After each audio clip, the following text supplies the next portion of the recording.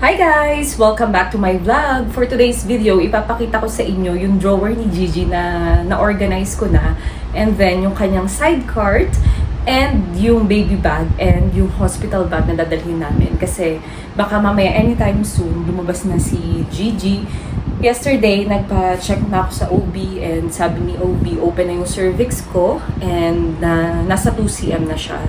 Pero syempre, hindi naman agad-agad. Maybe umabot pa ng a week or more than that. Pero para at least prepared na ang lahat and okay na ang lahat, ayos na ang lahat. Ayun, inayos ko na yung kanyang drawer, yung kanyang side cart, and ang baby bag. At ang aming hospital bag, ayusin ko rin ngayon. Ayan guys, so let's go! Ito yung cart ni baby, yung may gulong.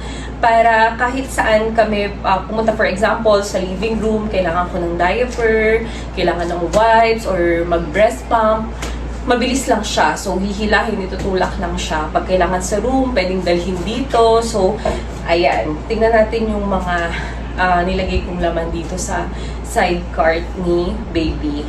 Ayan. First, ito palang mga to, ito, sa ano ko to nabili? Sa IKEA. Ayan.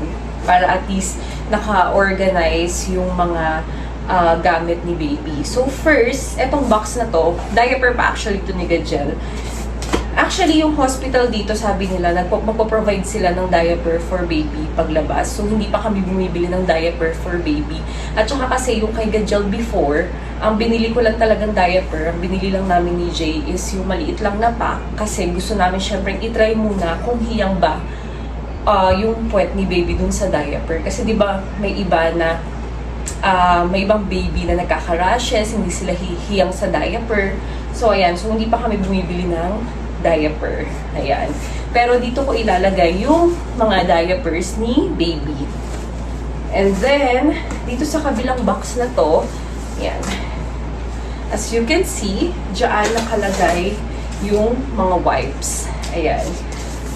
Though, ang ginagamit namin nung pagkapanganak ni Gadiel, panglinis ng puwet niya, panghugas ng poop niya, is cotton talaga. Ito. So, ito naglagay lang ako just in case, syempre kailangan mo mag-wipe ng head or kailangan mo i-wipe-wipe si baby. Ayan. Ito yung aming binili, yung wipes.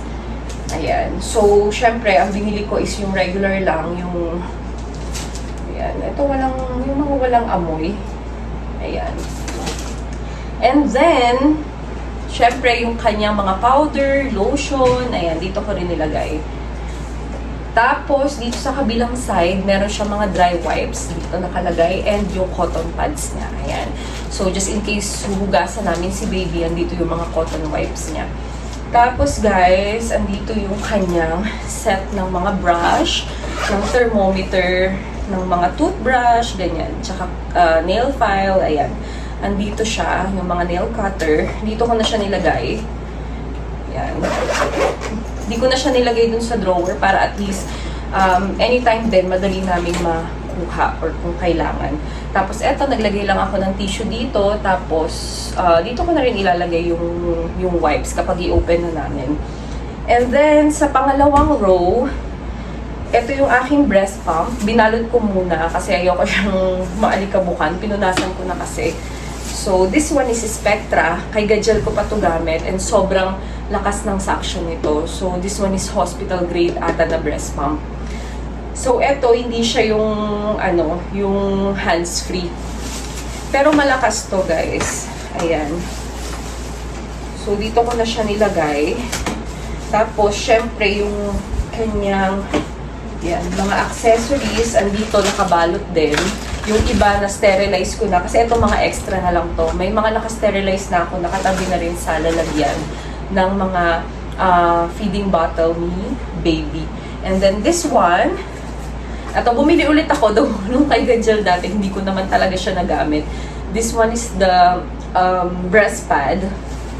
Kasi actually, hindi naman ganun karami yung gatas ko before kay Gajel. Enough lang talaga para magpadede and para makaipon kay Gajel. Hindi siya nag-uumapaw. So, yung boobs ko nun, hindi naman naglalabas talaga ng milk or hindi nagbabasa-basa.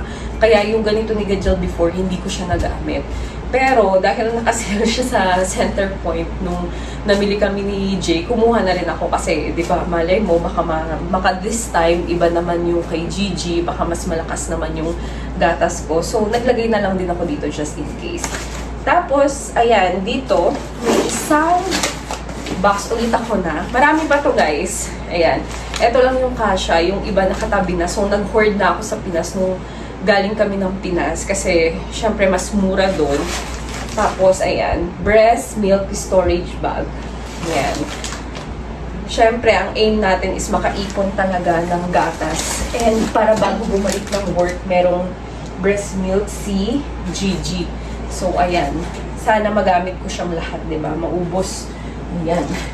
Para maraming gatas si Gigi. So, lahat ng pang breastfeeding, pang breast pump, dito ko siya nilagay sa second row.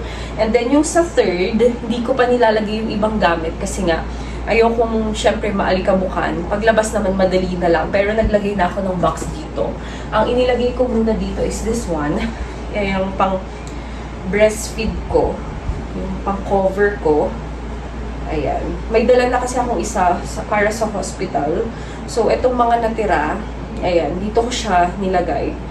Para anytime na magpapa-breastfeed ako, madali lang din sa akin abutin. Nandyan na siya. Hindi ko na kailangan pumunta ng room para kumuha ng ganito. And then, ang mga ilalagay ko pa dito is yung mga bib ni Gigi. So, maglalagay pa ako ng mga bib niya dyan. And mga pamunas. Yung mga cloth para pag magpa-burp ako sa kanya after mag-feed, dyan nung nakalagay. Ayan. So, etong baba, yun yung mga ilalagay ko. Yung mga cloth, extra na damit, lampen, and ayan, para sa pagpapadede din. Para at least madali lang siya. Kapag magpapadede ako, hihilahin ko na lang. Ito isasama ko na lang sa akin. Ayan guys, so tapos na tayo sa sidecar ni Gigi. Now, let's go naman sa kanyang drawer.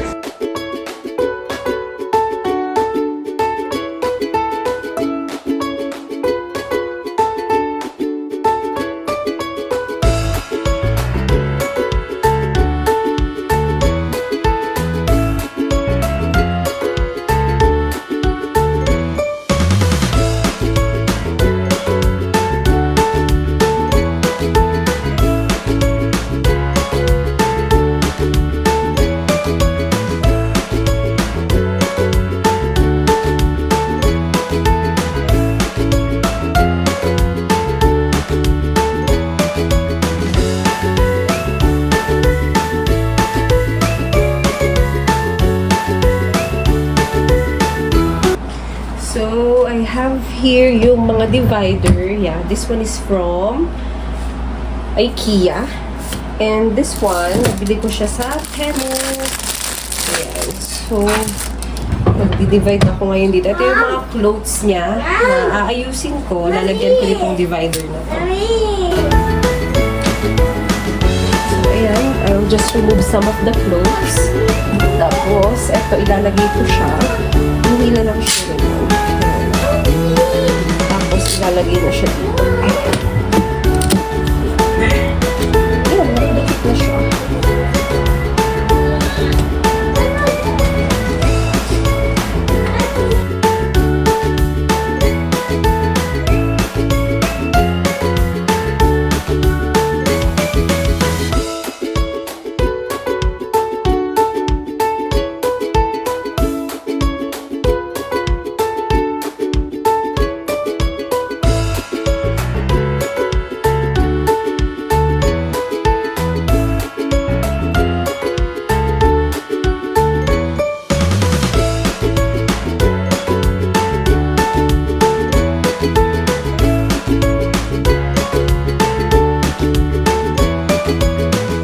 Drawer ni Gigi. Yung sa first row, yung sa first drawer, ang inilagay ko dito is, ayan, eto pala, maglalagay din ako kasi yung isa, nasa hospital, yung diaper changing pad niya, ilalagay ko yung isa sa side cart.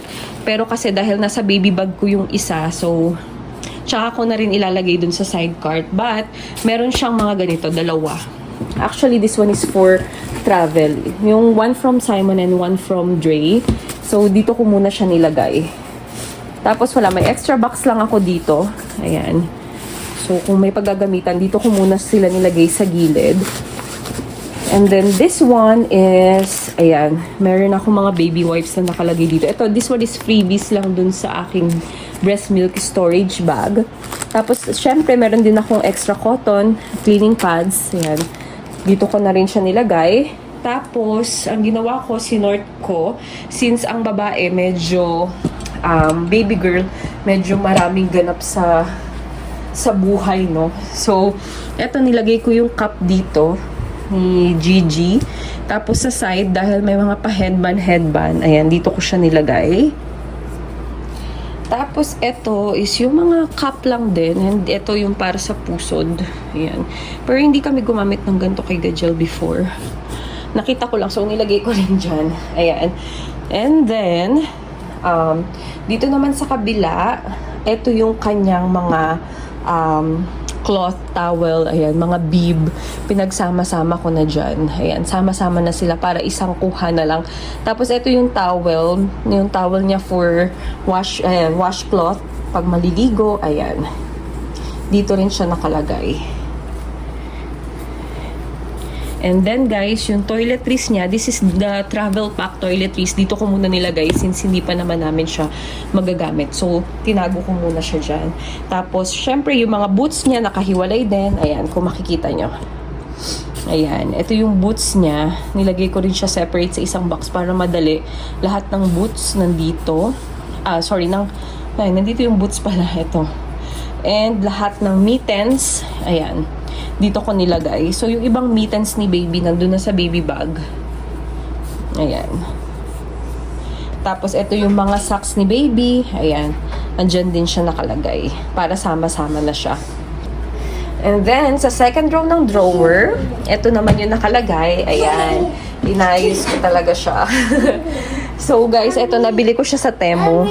What up? Yung mga pang-swaddle niya. Tapos, nilagay ko dito yung mga pants niya and yung mga top. Pero ito, good for parang 1 month to 3 months to. So, pinaghiwa-hiwalay ko sila, pinag-segregate ko sila. Inuna ko yung para sa newborn and para sa 1 to 3 months. And then next yung 3 to 6 months. Tapos, may iba pa kasing damit si Gigi na nandun sa isang cabinet na puro naman 3 months and above.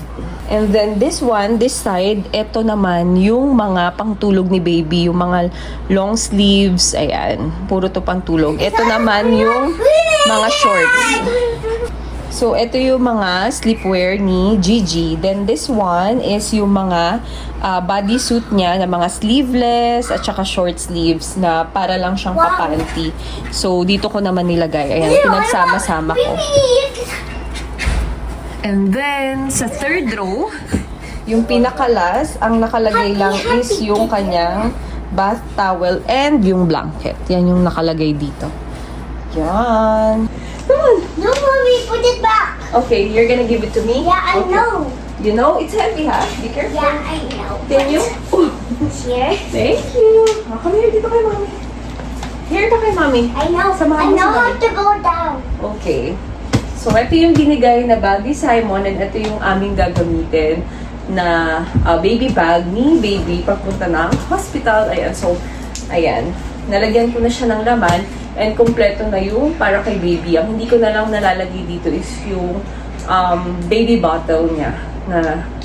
Actually, inalis ko na siya kasi sabi naman din doon, if walang lumalabas pa sa akin na milk, meron silang pinoprovide na yung maliliit ba na baby bottle for baby na may milk na. So, inalis ko na siya. Hindi na ako naglagay. Kasi sabi ni Doc, ang dalhin ko lang daw talaga is yung going home outfit ni baby, damit ko, at ang sarili ko. Ayan. I'm just playing Lego. Yeah, he's just playing Lego. He's so good. Behave. So, ayan. Kasi nga, covered usually nung mga insurance dito sa Saudi, yung aming panganganak and yung mga ibang gamit. Kaya nagtanong din ako kay Doc kasi syempre sa Pinas, dala ko halos lahat. Ang dami kong dala for Gabriel. Ayan. And even this I want. This one is thinking size for the baby. Ayan, so let's start sa laman ng bag ni ni baby. So, ito yung, show them na diaper changing pad. This is So, diaper drinks spot with so many ice creams. Next, after ng diaper changing pad, meron din kaming dalang wipes. Though feeling ko, may wipes din silang ipoprovide doon for the baby. Ayan. Tapos, syempre, nagdala din ako ng breast pad. And also, there is wipes for baby. Yeah. And then, show it to them, yung receiving outfit ni baby. This one, receiving outfit for baby. Wait, nilagyan ko na siya ng name. Oh, yeah. This one. Wait. This one na. Oh, show it to them. This is Gigi's receiving outfit. And this Yan. Ginawa ko yung kagaya ng ginawa ko kay Gajal before. Nilagay ko na rin siya sa mga plastic bag na ganito. Kaya sa mga ziplock. Para at least kuha na lang nakuha si Jay. Hindi niya na kailangan maghalongkat. So, sa loob ng receiving Kawais! sa bag na yan, ang nakalagay is yung swaddle. Hello! Tapos may nakalagay na din na mittens, socks, at saka yung kanyang yung kanyang susuotin. Ayan, paglabas niya. Andito na lahat. Again? And then, next na, ito, pakita mo. This one is the going home outfit. Ayan. Going Ganun din yung laman niya, home. parang sa receiving outfit niya. Ganun din. May mga ano na rin yan sa loob. Swaddle. And then, naglagay ako syempre ng extra bib just in case. Ito yung mga cloth yan. Naglagay ako dyan. And then, ito yung sleepwear niya. Mga extra lang din to. Sleepwear and ito, extras. Yan, just in case. Kasi you never know, di ba? Pero, maximum pag normal delivery is 2 days out of stay sa hospital.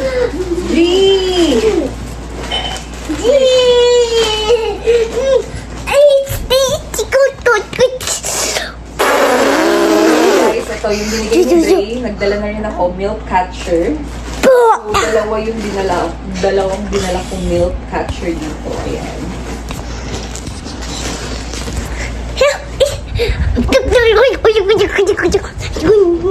So far, yan lang ang laman ng aking baby bag. Hindi naman siya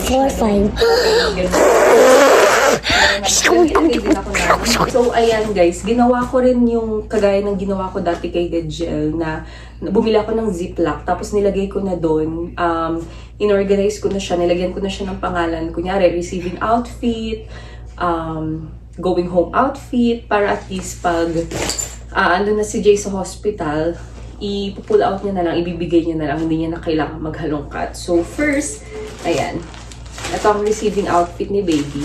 May nakasulat na dyan. So, kompleto na yan. Naman sa loob. Open ko lang yung isa, yung receiving outfit ni baby para makita niyo yung laman. So, meron siya, syempre yung pang swaddle. Ayan. Tapos, yung kanyang onesies, yung kanyang damit. Tapos, yung cap, yung boots, and yan, mittens niya. Ayan, yun yung laman. So, ganito rin yung laman nung aking going home outfit. So, kumpleto na siya.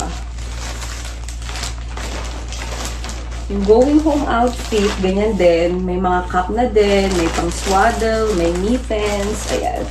So, ito yung kanyang magiging going home outfit. Nakalagay din dyan. Yan, going home outfit. Tapos, naglagay na rin ako ng bib. Ito yung mga burp cloth. Ayan, naglagay din ako dito. Nakahiwalay siya. Tapos, naglagay ako ng sleepwear. Ito. Ayan. Nagsama na rin ako. This is just, extra lang siya, just in case. And, syempre, yung iba pa natin extras. Kasi, usually, 2 days lang naman, sabi ni Doc. Pag normal delivery, 2 days lang naman yung maximum na tatagal ka sa hospital. Pero, syempre, hindi natin alam kung ano pang mga pwedeng mangyari or baka mag-extend, ganyan. So, lagi ako nagdadala talaga ng extra. Kahit sa mga layover, lagi akong may extra. Or pag nagta-travel ako, lagi akong may extra just in case para prepared tayo, di ba? Para hindi na pabalik-balik sa bahay. Ayan. And syempre, meron tayong organic wipes. This is from, sa Pinas ko siya nabili. And then, yung haka ko, milk catcher, just in case Meron na akong milk, tapos napapadede kay baby. Ayan, para nakaka-catch na ako ng milk. Ayan, dalawa yung dala ko. Yung isa, ito yung bigay ni Dre. Yung bilog lang siya na nilalagay din sa boobs. So, ayan lang guys yung laman ng aking baby bag. So, hindi siya ganun kadami. Kagaya nung dala ko kay Gadgel. Parang medyo madami-dami yung dala ko kay Gadgel nun eh. Pero now, ayan lang, mga extra lang. Receiving outfit, going home outfit, yun. And, though sabi naman ni Doc, ang dalhin ko lang daw is going home outfit. Ayan. Pero, syempre, nagdala na rin ako ng mga extra. Para at least prepared tayo. Ayan, guys! Ready na!